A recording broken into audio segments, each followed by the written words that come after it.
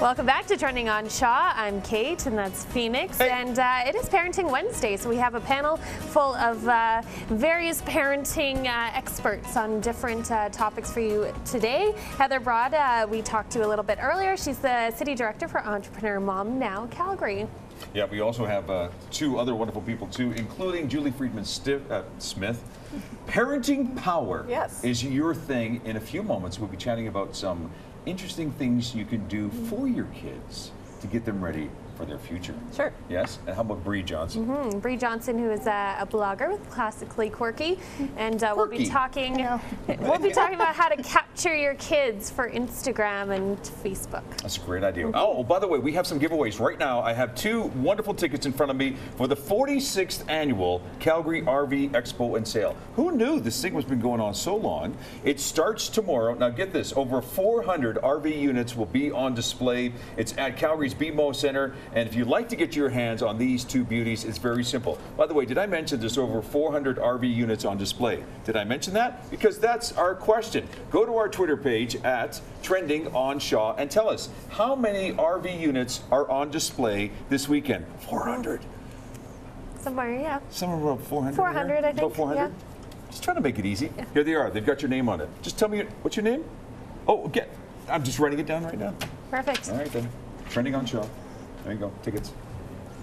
And do you want to jump into this next one? Because these ladies are just salivating over this topic. Here's some other trending now topics that are happening right now. Yeah, this one, I found this site here. It's 20 words that take on totally different meanings after you have kids. And I'm pulling it up here for you right now on our trendy little iPad right now. And this is cool because here's some of the words. Ladies, let me know how you feel about this. The first word is tired.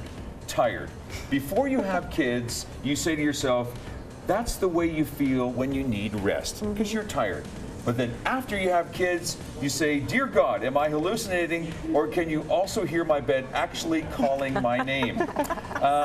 Sexy. Oh, sexy. I'm not going to have any opinion on this. Yeah, you can read some of these. These are fun. Before kids, the way you feel when you look attractive to the opposite sex. That's what sexy is. After kids, don't even think about it. Oh, come on. Well, I know, this is what she's saying.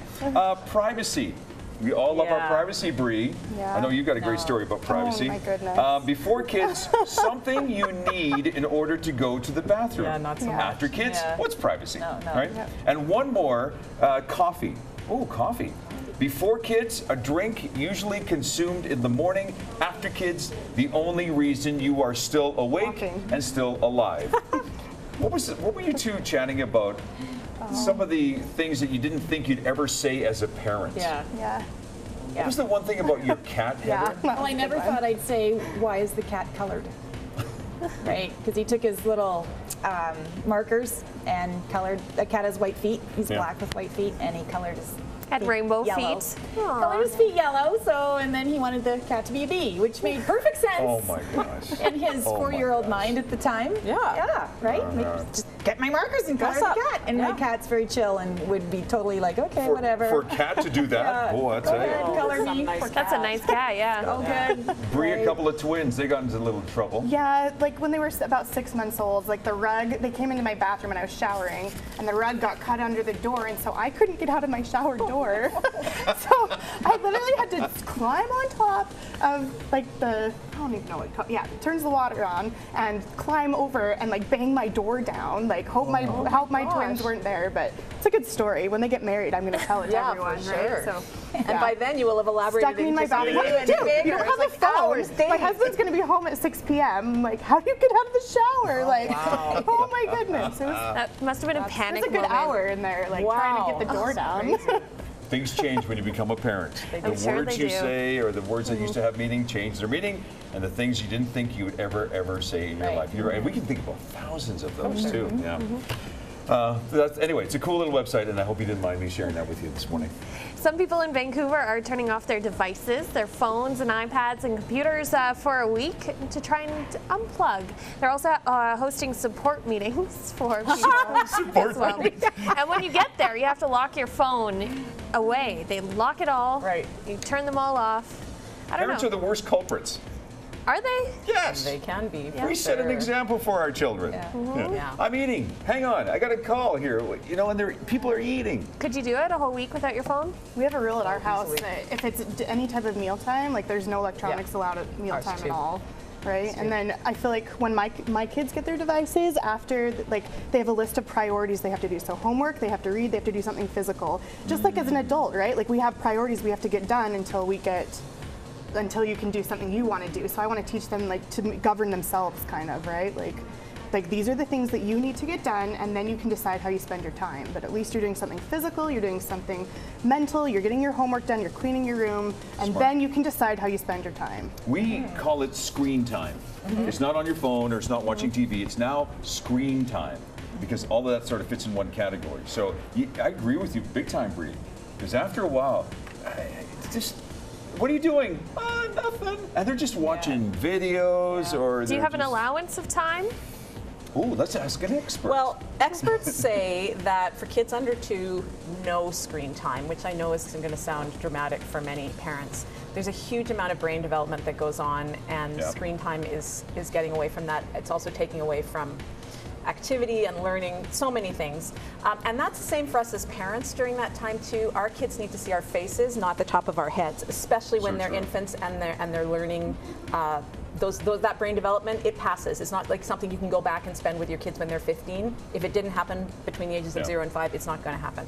So that's one part. And then beyond that, maximum of 2 hours a day is what the experts say. Now we know that many of our kids, screen time. Yeah, many of our kids are on screens at school. Yeah. So you really need to figure out what's going to be right for your family, and it's really about intentional technology use. So I love this idea, I think that we were talking about it off air a little bit, that when you're with somebody else, you're not with your screen. It's when you start talking to a phone, it's like you've turned away from the person you're with to talk to someone else. So certainly in our home, that's the way it is. If you're talking to me, you talk to me. Yes. And then if you want to talk to that person on the phone, excuse yourself and go and do that. And I just did that with my best friend. We were out for dinner, and there she is texting, and I said, okay, well, you have fun on your date with the phone, and I got up.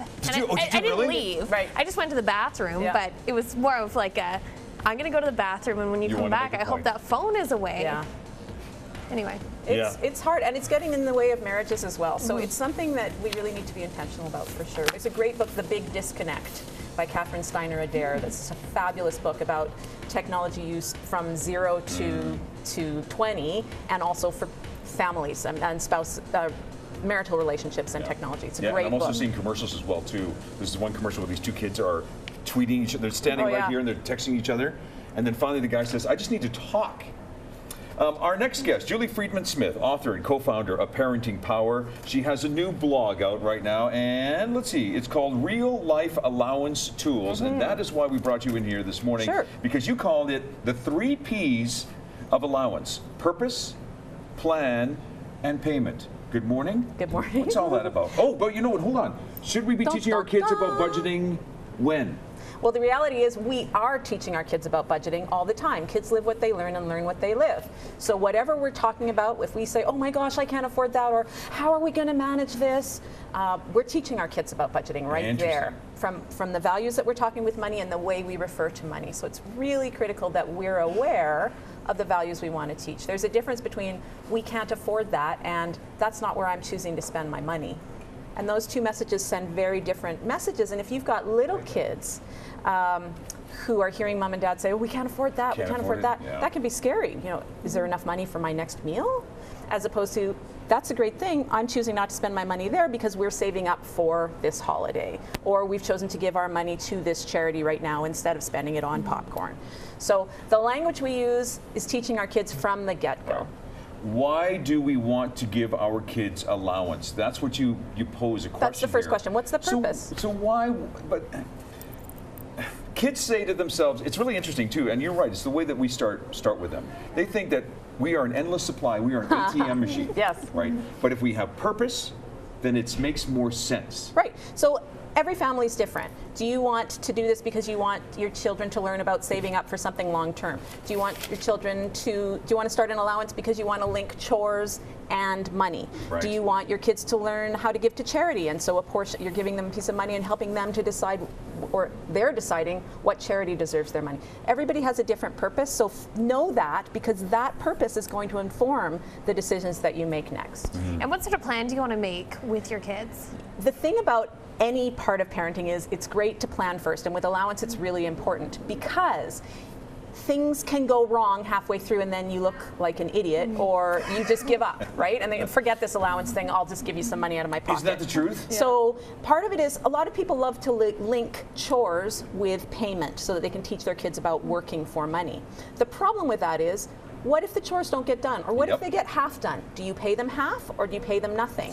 Or what if the chores don't get done? Are you okay with that, or do the chores still need to get done? So all of these questions need to be answered That's a lot of questions, first truly. before. Well, and we can help parents to do this, but it's really something to think about before you just say, we're going to give you an allowance, and then you get stuck in it, and then it just gets mucky and you don't even feel like going any further. Payment.